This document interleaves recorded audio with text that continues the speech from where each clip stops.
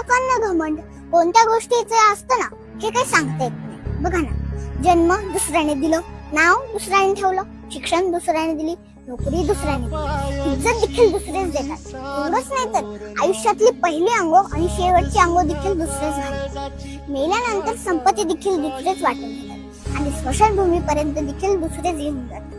तळे देखील माणसांना कोणत्या गोष्टीचा घमंड असतो ना हे सांगणं मात्र खूप कठीण. मला सांगा, मेल्यानंतर तुमच्या सोबत कोण येतो सांगा ना? बायको दरवाजापर्यंत, समाज स्मशानभूमीपर्यंत, मुलगा अग्निदानापर्यंत. शेवटी तुमच्या सोबत जे येतं ना ते फक्त आणि फक्त तुमचं कर्म. त्यामुळे ना कर्म चांगलं ठेवा, तुमचा घमंड नाही.